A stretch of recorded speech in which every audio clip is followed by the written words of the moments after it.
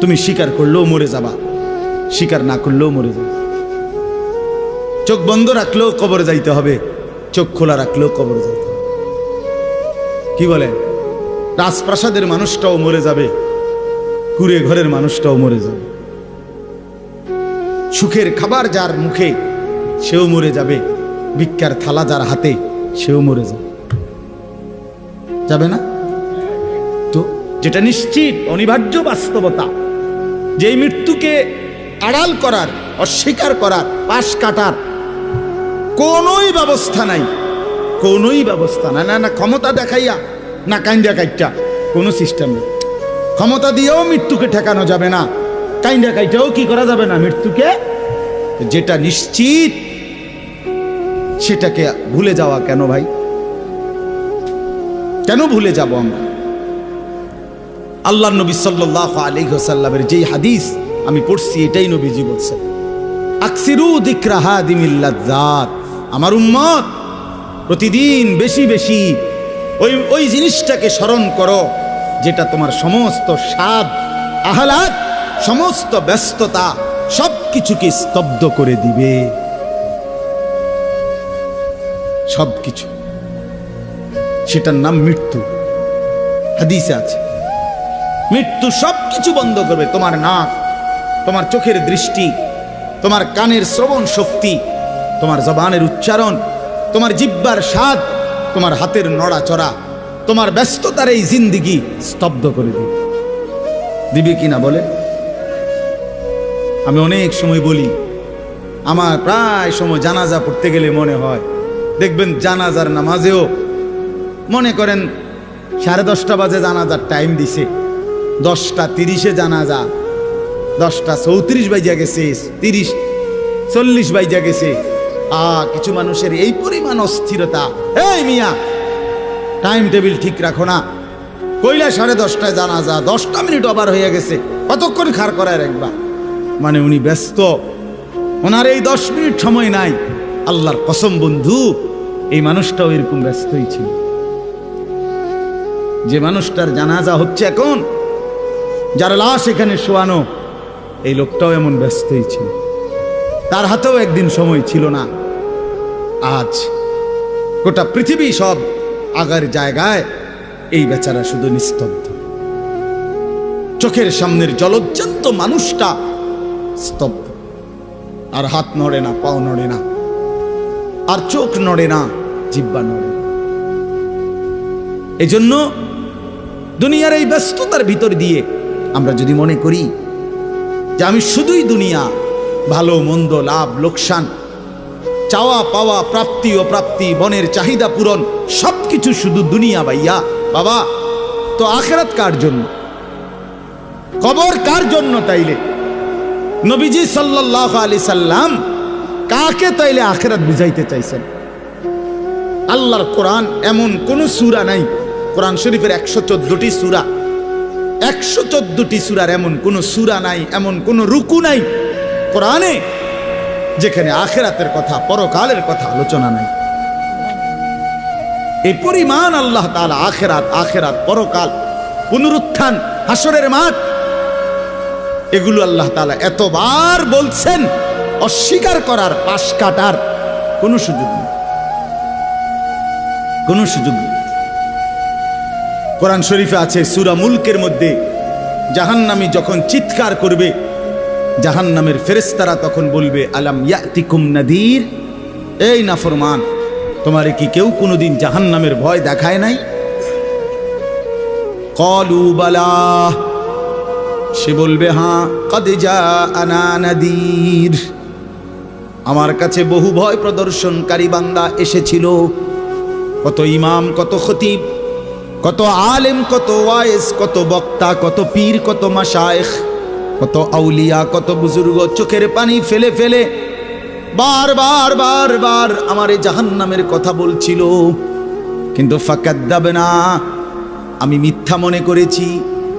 ওয়াকুলনা মা নাযালাল্লাহু মিন শাই, আমি আরো বলছি এগুলো আল্লাহ বলে নাই, তোমরা মোল্লারা, মুন্সিরা তোমরা বানায়া বানায়া বলো। হ্যাঁ, অনেক বেত্তমিজ লোক আছে, ও আইতো না, হুজুররা যত কয় এত না, না ওরা জানে, ওরা আগেও একবার ফিডা খাইয়া আইছে, ওরা একবার ঘুরে আইছে হাসুরের মাঠ, ওরা জানে যত কয় এত না। ও কইতে লাগলে সবাই কয়, বাড়াইয়েই কয়, মাইক ফাইলে কে না কয়। এই সমস্ত বিদ্রুপ আলেমদের কথাকে আপনি অবজ্ঞা করিলেন। আসলে তো আলেমদের কথা না, কথা যদি হুজুরের কথা হইতো তাইলে না হয় আপনি ফেলে দিতেন, কিন্তু জবানে না হুজুরের কথা, তো সরাসরি আল্লাহর কথা, তো রাসূলুল্লাহর, আল্লাহর, তো সে কথা প্রত্যাখ্যান করলেন কেন? আপনি আমার কথা, আমার ব্যক্তিগত যদি কথা হয় সেটা ফেলে দেন, কথা বোঝেন নাই। কিন্তু উলামায়ে কেরাম আপনাদেরকে নসিহতের মাধ্যমে নিজের ব্যক্তিগত হুজুরদের কথা বলে না, কথা বলেন না কেন? কার কথা বলে? আল্লাহর কথা বলে, রাসূলুল্লাহ সাল্লাল্লাহু আলাইহি সাল্লামের কথা বলে, তো সেটা বাদ দিলেন কেন? সেটা বাদ দিবেন। আমার ব্যক্তিগত কথা তো আপনাদের ধরতে বলি নাই, আমার ব্যক্তিগত কথা বলি, আপনারা দেখি গ্রহণ করেন কিনা বলেন। মনে করেন আমি কুমিল্লা ক্যান্টনমেন্ট থাকি, ময়নামতি সাহেবের বাজার, আমার মাদ্রাসা বাসা ওইখানে। তা আমি কুমিল্লা ক্যান্টনমেন্টে একটা বড় টাওয়ার আছে, গুমতি টাওয়ার।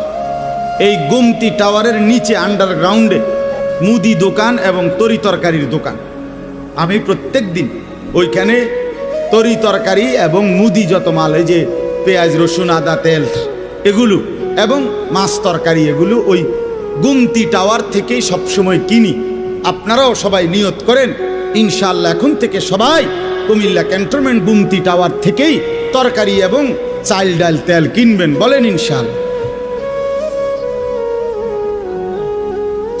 কথা বলেন না তো, তা আপনি কি বলবেন? কি কি হুজুর আপনি পাগল হইলেন? আমি কিনতাম, আমার আমনের ক্যান্টনমেন্ট আমি কিনতাম যাবো, আমাকে দেশে কি মাছ তরকারির অভাব পড়ছে নি? ঠিক কিনা বলেন না কেন? তাহলে এইটা না আমার ব্যক্তিগত কথা, কথাটা আমার বুঝছেননি? এইটারে তো আপনারে মানতে কই নাই আমি তো বলি না আপনারে যে আপনি আমার লগে গিয়ে বাজার করেন। তাহলে আপনি যে বললেন হুজুর এরম কয়, হুজুরের সব কথা ধরলে চলন যাইতো না বর্তমান জমানায়। আপনারা তো আমার একটা কথাও ধরতে বলি নাই, আপনাকে বলছি আল্লাহর কথা না ধরতে। আপনাকে তো বলেছি ভাইয়া রাসূলুল্লাহ সাল্লাল্লাহু আলাইহি ওয়াসাল্লামের কথা ধরতেন। আল্লাহর কথা ফিরায় দেয় কেমনে? নবীর কথা ফিরায় দেয় বলেন বাবা, মেহেরবানি করে। এই জন্য বুঝতে শিখেন, বুঝতে শিখেন। তিনটা জিনিস আমাদের মধ্যে লাজেম থাকা চাই। এক হলো তাওহীদ, দুই হলো রিসালাত, তিন হলো আখিরাত। এই তিন জিনিস ভুলে গেলে মুসলমান হয় না। তাওহীদ ভুলে গেলে, অর্থাৎ লা ইলাহা ইল্লাল্লাহ, জীবনের সব ব্যাপারে, সব বিষয়ে যা কিছু হচ্ছে, যা কিছু হচ্ছে আমার জীবনের এই সারা পৃথিবীর কায়নাতের সমস্ত নড়া চড়া, প্রত্যেকটা বিন্দু বিসর্গ করছেন শুধুই একজন, তিনি আল্লাহ। তিনি কে? লা ইলাহা ইল্লাল্লাহ, আল্লাহ ছাড়া আর কোনো ইলাহ নাই, দেনেওয়ালা আর কেউ নাই, পালনেওয়ালা আর কেউ নাই। এটা তাওহীদ। আর শাজিমের উপর থেকে সাতবক জমিনের নিচ পর্যন্ত যেটা যেমনে যেভাবে আছে সেটা একজনই পরিচালনা করছেন, তিনি আল্লাহ। এ কথা যত দিলের মধ্যে বসাইতে হবে। দুই নাম্বার রিসালাত। রিসালাত মানে হলো মুহাম্মাদুর রাসূলুল্লাহ সাল্লাল্লাহু আলাইহি সাল্লাম, এই কথা গ্রহণ করা। এই কথা আবার গ্রহণ করার কি? এই কথা গ্রহণ করা হইল মুহাম্মদ আল্লাহর রাসূল, আল্লাহ আমার জন্য উনাকে পাঠাইছেন, অতএব আমার জীবনের হাসি কান্না আনন্দ বেদনা, রাত দিন, ঘর সংসার বাজার ব্যবসা, আয় রোজগার, স্ত্রী পুত্র পরিজন, কদম কদম বিন্দু বিন্দু নিঃশ্বাস নিঃশ্বাস আমি অনুসরণ করব একজনকে, তিনি মুহাম্মাদুর রাসূলুল্লাহ সাল্লাল্লাহু আলাইহি ওয়াসাল্লাম। এটারে বলে রিসালাত। এটাকেই বলে নবী সাল্লাল্লাহু আলাইহি সাল্লামকে চেনা, এটাকেই বলে নবী সাল্লাল্লাহু আলাইহি সাল্লামকে ভালোবাসা, এটাকেই বলে নবী সাল্লাল্লাহু আলাইহি সাল্লামকে অনুসরণ করা। আমার ভাইয়া, আল্লাহর দোয়াই আপনি আপনার জায়গাতেই থাকেন, আপনি আপনার তরিকাতেই থাকেন, আপনি আপনার পীরের কাছেই থাকেন, যে যেখানে আছেন থাকেন, কোনো অসুবিধা নাই। শুধু নিজেরে ধোকা দিয়েন না, ধোকা খাইয়েনও না, কাউরে ধোকা দিয়েনও না। আল্লাহ রসুল বলছে আল মুমিনু লা ইয়াখদাউ ওয়ালা ইউখদাউ। খেয়াল করে শুনেন এই কথাটা। মুমিন, নবীজি বলছে, কোন ইমানদার কাউকে ধোকা দেয় না। খোদার কসম নবী বলছে ইমানদার ধোকা খায়ও না। লা ইয়াখদাউ অর্থ সে ধোকা দেয় না, ওয়ালা ইউখদাউ অর্থ নিজেও ধোকা খায় না। অতএব রাসূলুল্লাহ সাল্লাল্লাহু আলাইহি সাল্লামের সাথে সম্পর্ক, ভালোবাসা, মহব্বতের সবটা 100 অনুসরণের মাধ্যমে, অনুসরণের মাধ্যমে, অনুসরণের মাধ্যমে। চেহারায় যার দাড়ি নাই সে রসুলকে ভালোবাসে না, ঘরে যার স্ত্রী বেপর্দা সে রসুলকে ভালোবাসে না, উপার্জনের মধ্যে যার হালাল নাই সে রসুলকে ভালোবাসে না, জীবনে যার সুন্নত তরিকার অনুসরণ নাই সে আল্লাহর রসুলকে কশ্চিন কালেও ভালোবাসে না। ভালোবাসে বললে এটা ভালোবাসার নামে ধোঁকা, মিথ্যাবাদিতা ছাড়া আর কিচ্ছু না। হ্যাঁ, হাসরের ময়দানে মার খাইয়েন না, ধরা খাইয়েন না। কথা বুঝছেন না? এখানে গাছ জোর দেখাইয়া হয়তো আমনে চিৎকার দিয়া, হুঙ্কার দিয়া, এই কইয়া সেই কইয়া, খাইয়া দাইয়া, বিরানিয়ে খিচুড়িয়ে মিল্লা পার হইয়া গেলেন আর কি। কিন্তু কবর আখেরাত এত সুঝান। আখেরাত হাসরের মাঠ, মামুর বাড়ি না। হাসরের মাঠ নানার বাড়ি না, আমনের সাসার শ্বশুর বাড়ি না। হাসরের মাঠ সেই মাঠ, ১৬ লক্ষ আম্বিয়া, আদম থেকে মুহাম্মদ সাল্লাল্লাহু আলাইহি সাল্লাম পর্যন্ত সমস্ত নবী রাসূল যে মাঠের ভয়ে আল্লাহর কাছে দিবানিশি কাঁদছেন, সেই মাঠের নাম হাসরের মাঠ। সব নবী, সব নবী আল্লাহর কাছে হাসরের মাঠের ব্যাপারে দোয়া করছে। আমাদের নবী সাল্লাল্লাহু আলাইহি সাল্লাম পর্যন্ত যার কোনো গুনাহ নাই, যিনি নিষ্পাপ, সেই নবীজি পর্যন্ত 5 ওয়াক্ত নামাজের পরে সব আলেমদেরকে জিজ্ঞাসা করেন, নবীজি নিয়মিত 5 ওয়াক্ত নামাজের পরে দোয়া করতেন, আল্লাহুম্মা হাসিবনি হিসাবান ইয়াসীরা। আল্লাহ, হাসরের মাঠে আমার ভয় লাগে, আপনি আমি মুহাম্মদের, আপনার বন্ধুর হাসরের মাঠের হিসাব সহজ করে দিয়ে। নিজের ব্যাপারে বলছেন। এই জন্য বাপ রাগ হইয়েন না। 1 নম্বর তাওহীদ, কলিজার ভিতরে ঈমান মজবুত করতে হবে। 2 নম্বরে রিসালাত, জিন্দেগীর মধ্যে রাসূলুল্লাহ সাল্লাল্লাহু আলাইহি সাল্লামের অনুসরণ নিশ্চিত করতে হবে। নিশ্চিত করতে হবে। কেন মেসওয়াক করেন না? আপনি জানেন নবীজি মেসওয়াক করতেন, এই জন্য করেন না। কেন দস্তরখান বিছায়া খানা খান না? আপনি জানেন, শুনছেন যে নবীজি সাল্লাল্লাহু আলাইহি সাল্লাম দস্তরখান বিছায়া সমান জায়গায় খানা খাইতেন, এই জন্য আপনি ইচ্ছা করে এটা বিছান না। কারণ আপনার কলিজার ভিতরে সিদ্ধান্ত, আমি মুহাম্মদুর রাসূলুল্লাহ সাল্লাল্লাহু আলাইহি সাল্লামের বিরোধিতা করব। কেন আপনি দাড়ি কাটেন? কারণ আপনি শুনছেন নবীজি দাড়ি লম্বা করতে বলছে, এই জন্য আপনি এটা বুঝাইলেন। রাসূলুল্লাহ সাল্লাল্লাহু আলাইহি সাল্লাম আপনি কইছেন, আচ্ছা আমরে দেখাবো, আমরে দেখাবো। আপনি জানেন, হ্যাঁ হ্যাঁ, আপনার বাম পাও দিয়া ঢুকতে বাথরুমে, টয়লেটে মনে থাকে না। কেন মনে থাকে না? আপনি জানেন না এটা নবীজি বলছে। কথা বলেন না, নাকি ওই কওমি মাদ্রাসার হুজুররা কইছে? কথা বলেন না। মেসওয়াক এটা রাসূলুল্লাহ সাল্লাল্লাহু আলাইহি সাল্লামের সুন্নত না কওমি আলেমদের সুন্নত? কথা বলেন না আপনারা। তো এটা করেন না কেন? কারে ওহাবি বলেন? কারে গালি দেন? কেন গালি দেন? কি বুঝে গালি দিলেন? কেন বললেন? বলেন, কি অপরাধের কারণে আমি রাসূলের দুশমন হব? কেন? আমি মিসওয়াক করি এই অপরাধের কারণে না? কথা বলেন না কেন? আমি দাড়ি রাখছি দেখে এই অপরাধের কারণে?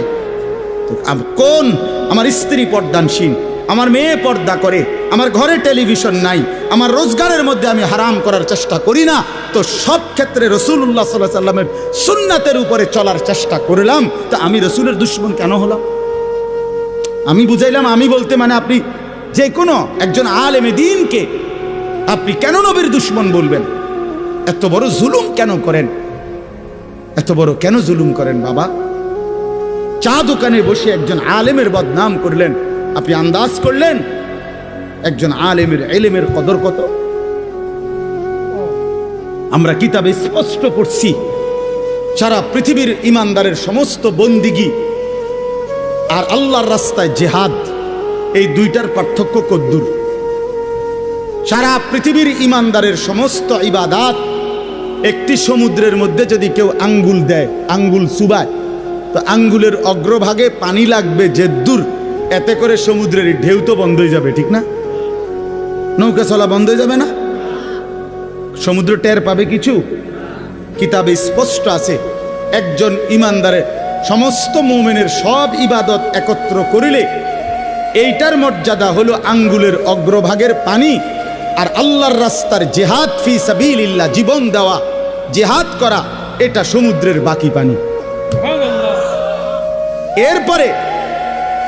এরপরে লিখছে যে সমস্ত ইবাদত এবং আল্লাহর রাস্তার যুদ্ধ, এইটাও এবার একসাথ করেন।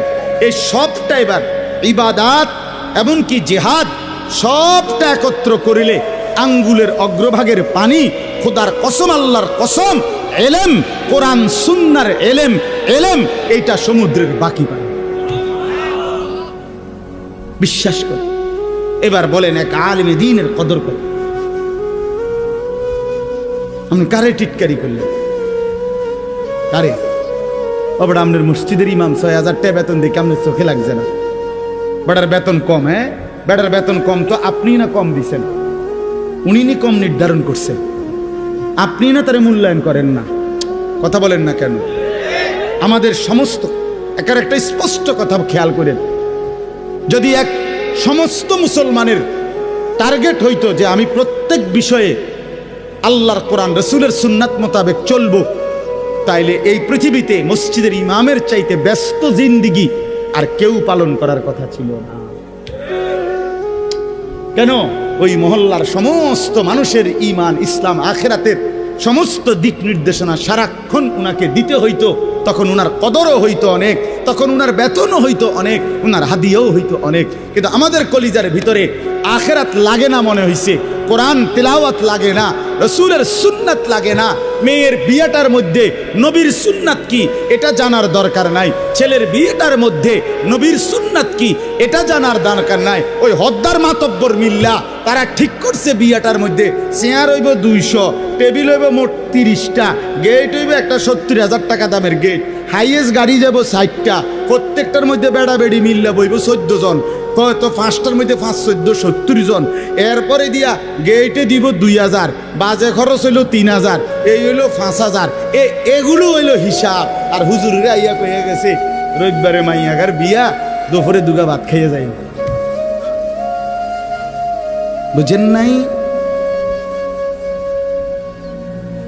কিন্তু যদি সে জানতো যে রাসূলুল্লাহ সাল্লাল্লাহু আলাইহি সাল্লামের 4টা মেয়ে নবী বিয়ে দিছেন, আমি সেভাবে রাসূলের মেয়ে যেভাবে বিয়ে দিছেন আমি আমার কন্যাকে সেভাবে বিয়ে দেব, তাইলে তো ইমাম সাহেবের কাছেই উনি আগে আসতো, ঠিক কিনা বল? আলেমের কাছেই আগে আসতো। কিন্তু ওই যে ওনার তো এটা দরকার নেই। কি আপনার বাড়িতে 3 দিন ধরে ডেক সেট বাজে? হ্যাঁ হুজুর, আসলে কিতা করবো, শরম দিয়ে না, ফুলাইনে আউশ করছে, ফুলাইনে শখ করছে। হায় রে আল্লাহ, হায় মুসলমান, এইভাবে রাসূলুল্লাহ সাল্লাল্লাহু আলাইহি সাল্লামের হুকুমকে, সুন্নাতকে গলা টিপে হত্যা করলেন। নবীজি নিজে বলছে না, আপনারা কতবার শুনছেন, নবীজি বলছে বিয়ে আমি রাসূলের সুন্নাত, বলছি কি না বলেন? আবার বলেন বলছি কি না? তাহলে যার সুন্নাত তার মতো হইতে হবে না? তো রাসূলুল্লাহ সাল্লাল্লাহু আলাইহি সাল্লামের সুন্নাত বিয়ে, তো বিয়ে নবীজি সাল্লাল্লাহু আলাইহি সাল্লাম বিয়ের মধ্যে গায়ে হলুদ, ডেক সেট, এই লম্বা গেট আর গাড়ির মধ্যে ফুল, এই সব। আমি অনেক সময় অনেকেরই জিজ্ঞাসা করছি যে ভাই বিয়ে কার, বিয়ে কার? কইছে ওনার। আমি কই এই ফুল দিয়ে লাগাইছেন গাড়ি, বিয়ে তো প্রাইভেট কারে করানো উচিত। বেকুব যদি পুরা তার সিরা হয়, এই মাতাল হওয়ার কারণে একমাত্র তার সিরা দেখা প্রাইভেট কারের মধ্যে কি লাগাইছে। কিরে বেটা, বিয়ে হইলো এইতের, ফুল লাগাইলো কোথায়? প্রাইভেট কারে। পাগল কারে কয়? এই পাগলের বাতরান দেখে। বলেন আপনারা, চাচা আপনারা বলেন, এটা বিবেক নি কথা। কি বিয়ে করে এতে ফুল লাগায় প্রাইভেট কারের? বলদ নিয়ম নেই, এর থেকে বড় বলদ আর কি। আস্তাগফিরুল্লাহ, কি পরিমাণ বোকা আমরা। 10,000 টাকা কোথায় লাগাইলেন? 10,000 টাকা এই ফুলগুলো লাগাইতে গিয়ে 5,000 টাকা, 7,000 টাকা, 10,000 টাকা কোথায় দিলেন? 10,000 টাকা পেলে একজন এতিম সন্তান 1 বছর পড়ালেখা করতে পারত। 10,000 টাকা পেলে একজন বিধবা নারী হয়তো তার 2 মাসের চাল ডাল কিনতে পারত। আর আপনি বিয়ের গাড়িটা সাজায় নিয়ে গেলেন, মেয়ের বাড়িতে দাঁড়াইতে দেরি, ফাওড়া দিতে দেরি, গাড়িটা থামতে দেরি, ছেলেগুলোরে নামাইলে জামাইরে নামাই নিতে নিতে পরবর্তী সর্বোচ্চ 5টা মিনিটের ভিতরে আইসা দেখবেন একটা ফুলও গাড়িতে নাই। এত বড় বেউকুফ যেটা আমার 5টা মিনিট টিকলো না, আমি কার জন্য সাজাই? কার জন্য সাজাই? এজন্য বাবা 1 নাম্বার বললাম আল্লাহর প্রতি তাওহীদ, আর 2 নাম্বার হলো পুরা জিন্দেগি রাসূলুল্লাহ সাল্লাল্লাহু আলাইহি সাল্লামকে অনুসরণ করা। 3 নাম্বার হলো আখিরাত। সব কিছুর ক্ষেত্রে ফিকির করবেন। আপনি আমি সবাই মৃত্যুর মাধ্যমে আখিরাতের দিকে যেতে হবে। কিসের দিকে? হ্যাঁ, মৃত্যু মানে শেষ না, মৃত্যু মানে সমাপ্তি না, মৃত্যু মানে শেষ না বাবা। মৃত্যু মানে আখিরাত, পরকালের জিন্দেগি, পরবর্তী অধ্যায়, নতুন অধ্যায়ের শুরু, নতুন অধ্যায়ের শুরু। এই জন্য আখিরাতকে ভুললে জীবনের কোনো অর্থ থাকে না। আখিরাতকে ভুললে মানুষ আর মানুষ থাকে না। বিশ্বাস করেন, পরকালের অনুভূতি যার নাই, কবরের অনুভূতি যার নাই, হাসরের ময়দানের বিবেক যার নাই, আল্লাহর কসম ওই ব্যক্তির জীবনের কোনো নিয়ন্ত্রণ নাই। সে যা ইচ্ছা তাই করে, জন্তু জানোয়ার যা করে। সমস্ত মানুষ যারা অপরাধ থেকে বেঁচে থাকে এবং পুণ্য কর্ম উত্তম কাজে লেগে থাকে, তার একটা মূল ফিকির তার কলিজার ভিতরে এটা আছে, আমি গুনাহ থেকে বাঁচতে হবে, আমি নেক কাজ করতে হবে। কেন? আমাকে আখিরাতে যেতে হবে। কথা বলেন না কেন? যে গুনাহ থেকে বাঁচে, কেন বাঁচে? আখিরাত আছে। যে নেক কাজ করে, কেন করে? আখিরাত, আখিরাত আছে, আখিরাত আছে। এই জন্য এই 3 জিনিস শেখা দরকার, কলিজার মধ্যে আনা দরকার। তাওহীদ, রিসালাত, আখিরাত। বলেন কি? তাওহীদ মানে লা ইলাহা ইল্লাল্লাহ, বলেন। রিসালাত মানে মুহাম্মাদুর রাসূলুল্লাহ, আর আখিরাত মানে পরকাল। এখন আসেন শেষ অংশে। আখিরাতের এই পুরা আখিরাতের পরকালের জিন্দেগিটার উদ্বোধন, শুরু মৃত্যু। মৃত্যুর মাধ্যমেই শুরু হয়। এই আমি শুধু যে আয়াতটুকু পড়ছি আপনাদেরকে শুধু তর্জমা শুনাই। আল্লাহ তাআলা বলেন, দুনিয়ার জীবনে, এই অল্প একটু আর দুনিয়ার জীবনে যেই মানুষটা আল্লাহর নাফরমানি, অবাধ্যতা, রাসূলের বিরোধিতা, কোরআন সুন্নাহর বিরোধিতা, আল্লাহর হুকুমের বিরোধিতা করে কাফের, মুশরিক, বেঈমান, নাফরমান, পাপী হয়ে জিন্দেগিটা কাটাইছে, আল্লাহ তাআলা বলেন তার আখিরাত যে কঠিন হবে এটার প্রথম প্রমাণ হলো তার মৃত্যুর মুখে গিয়া আজরাইল, মালাকুল মউত যখন আসবে, আল্লাহর কসম আল্লাহ বলেন তার মৃত্যুর যন্ত্রণাটা হবে অত্যন্ত ভয়ানক। এটা দিয়েই শুরু হবে। সে মালাকুল মউত আজরাইলকে দেখেই আর তার রুহু কবচ দেখেই সে বুঝে ফেলবে তার পরবর্তী স্টেজ বড় বিপজ্জনক, তার সামনের জিন্দেগি বড় বিপজ্জনক। আল্লাহ তাআলা বলেন সমস্ত নাফরমান ব্যক্তির জান কবজের মুহূর্তটা খুব বেশি যন্ত্রণাদায়ক, খুব বেশি যন্ত্রণাদায়ক, খুব বেশি। এই যন্ত্রণার সিস্টেম হইল, নবীজি বলছেন প্রত্যেক নাফরমান পাপী, হাদিসের মধ্যে আছে নেককার ব্যক্তি, ফেরেশতা আজরাইল অত্যন্ত সুন্দর আকৃতিতে নেককার ব্যক্তির কাছে আইসা তার রুহু কবজের সময় বলবে, হে পবিত্র আত্মা, আল্লাহর সন্তুষ্টি নিয়ে তুমি বের হয়ে আসো। আল্লাহ রাসূল সাল্লাল্লাহু আলাইহি সাল্লাম বলেন, কোন পাত্র থেকে পানি যেভাবে ঢেলে দেয় এইটা যেরকম আরামসে পড়ে যায়, বের হয়, আল্লাহর কসম নবীজি বলেন নেককার ব্যক্তির রূহটা মালাকুল মউত আজরাইলের হাতে এরকম আরামসে চলে আসে। আর আল্লাহর নবী সাল্লাল্লাহু আলাইহি সাল্লাম বলেন কোন নাফরমান পাপী এক নম্বরে তার মৃত্যুর সময় প্রথম হইল ফেরেশতা মালাকুল মউত আজরাইল অত্যন্ত নিকৃষ্ট বিভৎস কুৎসিত চেহারা নিয়ে তার সামনে দাঁড়াবে। আমার কাছে আরবি কিতাব আছে, ইমাম কুরতুবির কিতাব আত-তাযকিরা, এই কিতাবের মধ্যে আছে ইব্রাহিম আলাইহিস সালাম একবার আজরাইলকে বলছিল, আজরাইল কোন নাফরমান পাপী ব্যক্তির যে সময় জান কবজ করো তখন তুমি যেই চেহারা নিয়ে তার সামনে দাঁড়াও ওইটা আমার একটু দেখাও। কিতাবে আছে আজরাইল বলছে ইব্রাহিম আলাইহিস সালামকে যে আল্লাহর কসম আপনি সহ্য করতে পারতেন না। ইব্রাহিম আলাইহিস সালাম বলেন না, তুমি আমারে দেখাও, আমি দেখুমই। তো আজরাইল ওই আকৃতিটা ধারণ করছে। কোন পাপীর রুহু কবজের সময় উনি যেই চেহারা ধরে অত্যন্ত নিকৃষ্ট কুৎসিত চেহারা।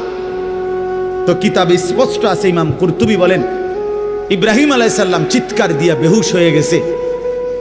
লম্বা সময় পরে হুঁশ আসার পরে উনি চোখের পানি ফেলে আল্লাহকে বলছে, আল্লাহ তোমার কোন নাফরমান বান্দা পরবর্তীতে কবরের আযাব, হাসরের আযাব, জাহান্নামের আযাব আর কিছুই লাগবে না, শুধু কেবল আজরাইলের এই বিভৎস চেহারার যদি একবার দেখে তার ৬০ বছরের নাফরমানির শাস্তির জন্য এটাই যথেষ্ট, এটাই যথেষ্ট।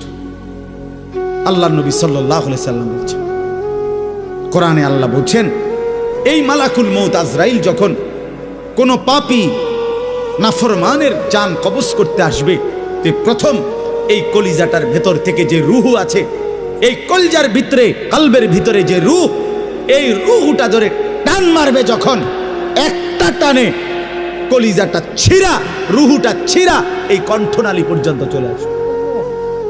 কাল্লা ইযা বালাগাতিত তারাকিয়া, কাল্লা ইযা বালাগাতিত তারাকিয়া। আর কিছুই না বান্দা, শোনো, যখন নাফরমান তোমার জান কবজের সময় রূহটা চলে আসবে কণ্ঠনালীতে, এবার রূহটা বের হতে চাইবে না, বের হতে চাইবে না, নাফরমান ছটফট করবে।